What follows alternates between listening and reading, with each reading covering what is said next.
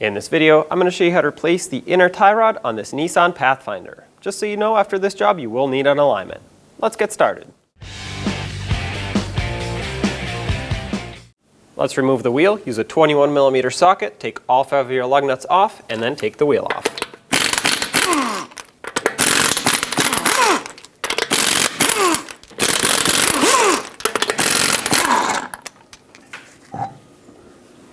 With the wheel off, let's remove the cotter pin for the outer tie rod stud. Grab it with cutters or needle nose pliers. Hopefully yours isn't too rusty. Mine is in pretty poor condition, and I'm going to try and make it break free from here. Sometimes they get seized right inside there. In this case, working it back and forth and spraying it with rust penetrant can help. Okay, so it looks like mine broke. That's all right. I'm going to try and get this end to either break or come free so that I can at least take the nut off. We'll deal with it afterwards. I'll try and chisel it, but without damaging the threads.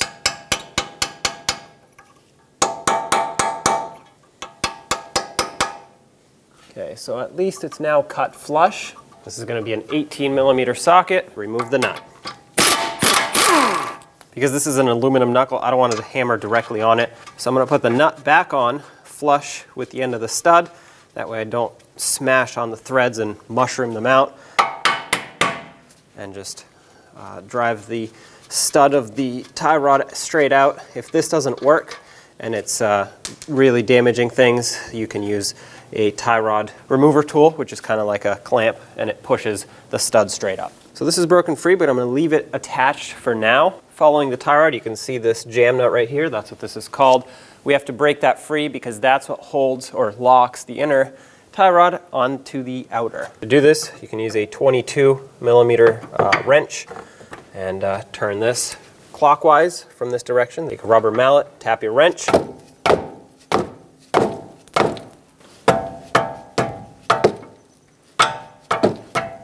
In our case, it's pretty stuck, so sometimes it's necessary to apply some heat. Be careful of where you point the flame if you do apply heat.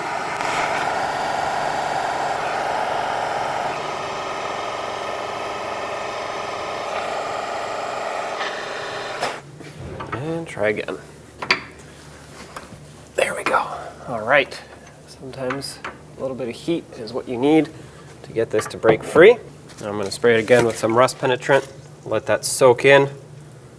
Work this nut back and forth. Pull this out of the knuckle and remove the outer tie rod from the inner, counting the amount of turns it takes to take it off, and keep track of that. Took 15 turns for me, but of course for you it's going to be different. There's your outer tie rod. Next we have to remove the nut, the jam nut, off of the inner tie rod so we can pull the boot off, and then the rest of the tie rod. So take a 22mm socket, spin this off. If that's too stuck on there, you're going to have to hold the inner tie rod with some locking pliers or a wrench or something to prevent it from spinning. Take some needle nose pliers or other pliers that you have, and let's take this clamp off. When you squeeze it, make sure it's still in good condition. If it lost its spring tension, you're going to want to replace it. Otherwise, you can reuse it if it's still good. To remove the rest of the boot, you'll see that on the lower right-hand side right there, there's a clamp on the inside. That's a single-time use clamp. And the way I take those out is just put a pry bar right up against it and tap it with a hammer. That usually pops them out. There we go. Once that's popped out of there, you can reach in. It's a little tough to reach in here, but you can take that clamp off. Now you can pull the boot away. Throw that clamp away, because like I said, you only use it one time. Now you can grab onto the boot, pop it off, and slide it off the inner tie rod. There are multiple types of tools that you can use to remove this inner tie rod. I'm going to choose to go with one of these clamps that squeezes down right here, and then you can put a 3/8 drive breaker bar or ratchet in there and break this free. I'm going to tighten this right up against this ball and socket joint, and I'm going to keep in mind the direction that I'm spinning in so I can have some swing in this tool because there is a sway bar in the way and the control arm. So as you can see right here, it doesn't really want to go, and as I turn, it's pretty much going to bottom out right here. So I'm going to clamp it so I can start at the bottom. This will give me the most amount of travel to break this free before it stops. I'm going to tighten up these mounting nuts, and it's important that you do because this is how this tool works. If these are not tight, it's just going to slip. Try to make them even so that it puts even pressure on both ends, not just one. All right, that's pretty snug right there. Let's get a 3/8 drive extension and long ratchet. And with this setup, you should be able to break this free. All right, so that's that. It's broken free. Now, like I said, we won't be able to spin this off because it'll hit. So at this point we can remove the tool. This, by the way, takes a 17mm wrench if you decide to use this tool.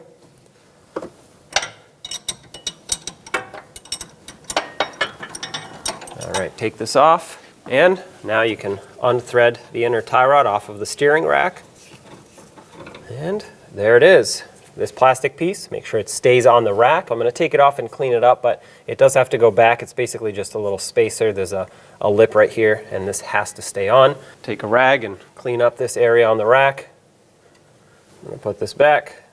Make sure it's bottomed out nicely over there. Take your new inner tie rod, thread it on by hand. Make sure it doesn't cross thread, of course. There we go. And once you get it all the way in there, we'll take our tool, clamp it back on, and tighten it. All right, so now, because I have to tighten it, I'm going to start the tool over here where it can swing that way as I tighten.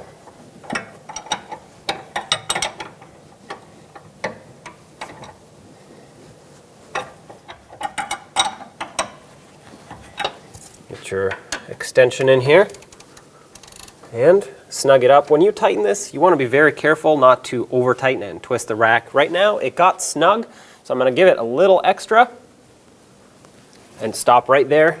If you give it too much, you'll twist the rack internally and ruin the seals on there, so you want to be careful. Now you can take off your tool. Your inner tie rod should have come with a little packet of grease. That grease is to be put right here on the ball and socket joint. Do this and just work it in there. This will make sure the joint is lubricated for a long time. And I like to leave a little bit extra because the extra I'm going to put right here where the boot rides, and this will prevent it from seizing onto the tie rod. It'll make it easier for alignment purposes, and when you have to take the boot off the next time, it won't be stuck. There we go. Take the boot, slide it over all the way, and now we have to get it onto the power steering rack. All right, that's fully bottomed out. What I'm going to do now is take a large wire tie. If you don't have one of those special clamps, you can clamp it with this and secure it down basically. Easiest way to do it is to start the wire tie and then bring it over. I'm going to actually bring it over this way so I can pull straight down on it from underneath the vehicle. Make sure it's sitting on the correct groove there. I'm going to change the direction of that wire tie. It's right over here now. I'm going to take it with pliers, twist it, make it super tight, and now we'll cut off the excess right there. This part's going to be hard to see because I'm going to have to stick my hand in here. All right. Excess has been cut off, and now it's nice and secure. When you pull on it, it doesn't fall off. That's exactly what you want. Make sure this boot is still sitting on this little ridge on the inner tie rod. As long as it is, put this clamp back on. Like I said, mine is still in good condition. I'm going to reuse it. Holds this nice and tight. Now let's put the new jam nut on. This is now a 24mm, by the way. Drive it in most of the way. I already put a little bit of anti-seize on its threads. However, I'm going to add anti-seize to these threads. I'm going to bring the nut back a little and add some over here on the back side. This will make it so that when you install the inner or the outer tie rod, it will not seize on these threads, and this jam nut is also less likely to seize at this point. You can also put some grease on if you don't have anti-seize. And at this point, you can take your outer tie rod. Now get your outer tie rod and let's thread it on the same amount of turns that it took to take it off. Okay, That's it right there for me. I'm going to bring this jam nut closer. I'm not going to tighten it yet. I want to wait until the entire tie rod is into the knuckle. And speaking of that, let's put it into the knuckle. Bring it over, slide it through, and on the other side, you can start the castle nut on. This is still an 18mm socket, so snug it up. The torque for this is only 33 foot-pounds, and after I torque it, because it's a castle nut and we have to put a car pin through it, you want to make sure that the slot lines up, the slot on the castle nut lines up with the stud. If it doesn't, always continue tightening to get it to line up and not loosening. So that's it right there. Looks like I have to go just a little more. So I'm going to stick my cotter pin through, bend it over to lock it in. And there we go. Also, just a tip, if you leave a little bit of wiggle room in it, it's less likely to seize because it can move around instead of rusting because it can't move around.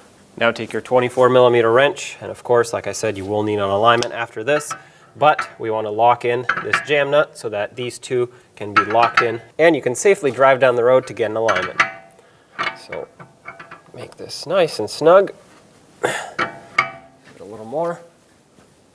All right, and now I just like to bring this back so the outer tie rod can sit flush parallel with the knuckle.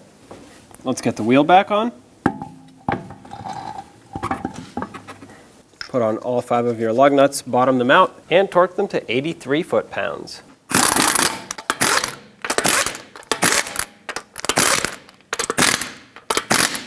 .83 foot-pounds in a cross pattern.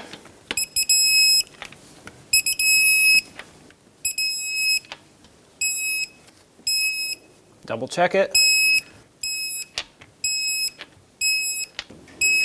And there you have it. Take it for a road test and don't forget to get an alignment. When only the best will do, demand TRQ. The only company that lets you view before you do. TRQ is committed to offering the highest quality aftermarket auto parts that are engineered for peace of mind. Thanks for using and viewing with TRQ.